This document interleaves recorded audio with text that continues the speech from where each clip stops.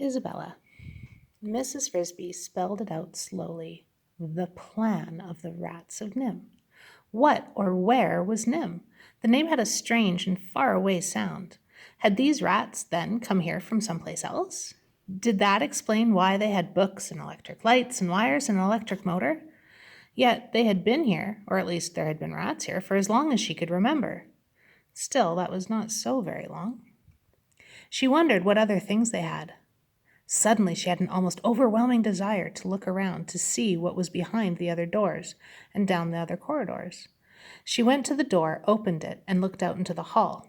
It was entirely deserted and silent, except that when she listened carefully, she could hear a faint humming in the distance, as if something were running. Another motor? She started out into the hall and then changed her mind. Better not. Nicodemus had been friendly. They all had been friendly, but explicit. He had said she was to wait in the library, and she was not there to pry, but to get help. She went back into the library, closed the door, and sat on one of the benches. The books on the table were mostly paperback, small enough so that the rats could handle them easily enough, but too big for her. So she sat in front of the blackboard and looked at it again. Beneath the title across the top, in neatly chalked handwriting, were columns of words and figures. Schedule. January, Group 1, oats, 30 loads. Group 2, wheat, 30 loads. Group 3, corn, 20 loads. Group 4, miscellaneous seeds, estimated 10 loads total. The rest of the blackboard was filled with more rows of figures, each headed by the name of a month: February, March, April, May, and so on through July. At the bottom, a separate square was ruled off. Plows. Arthur's group, 14. Plow number 2, complete Jan 10th.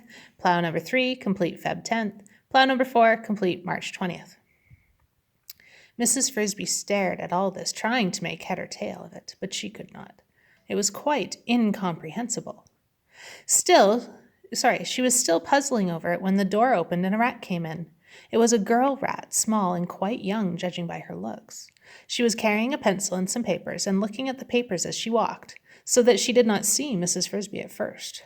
When she did, she gasped and dropped the papers, scattering them on the floor. Her eyes opened wide. "Who are you?" she asked. "I don't know you. How did you get in?" She backed towards the door. "It's all right," said Mrs. Frisby. "I'm a friend of Mr. Age's."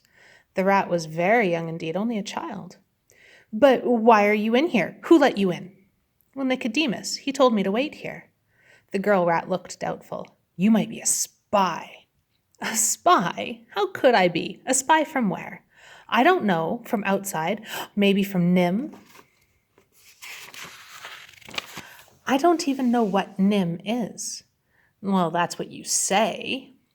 "But I don't. What is it?" asked Mrs. Frisby, feeling slightly annoyed. "It's a place." The girl rat, her alarm apparently subsiding, began picking up her scattered papers. "I'm supposed to be practicing my reading."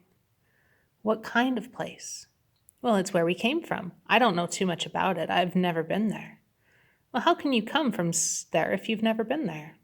"Well, my father and mother did. I was born afterwards. I think it's white.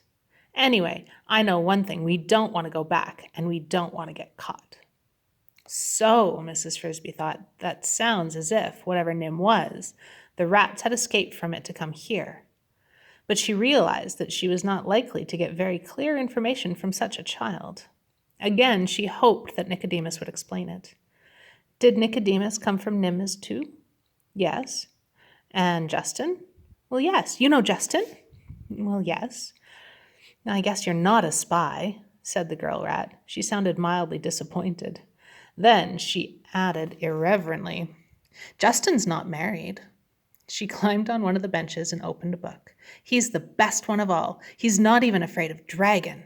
She read in the book for perhaps 30 seconds, picked up her pencil, and then put it down again. "I'm too young to get married." "Well, I suppose so," said Mrs. Frisby.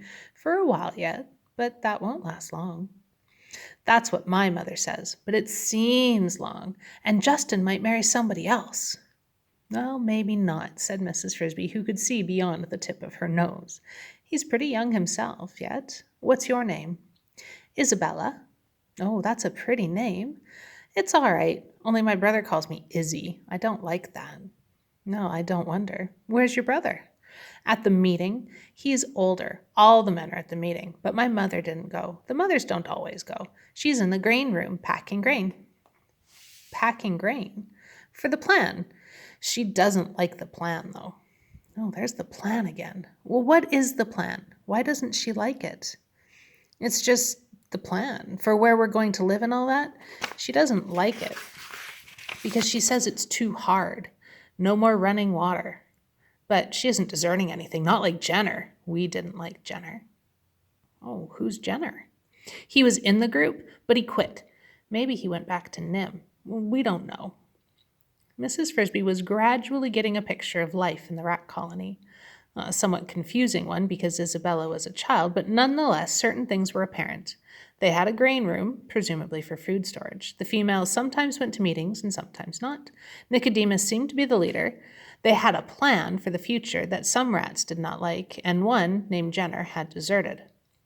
Or had others gone with him? She wanted to ask Isabella when the library door opened and Nicodemus, Justin, and Mr. Ages entered. Another rat came with them, a stranger.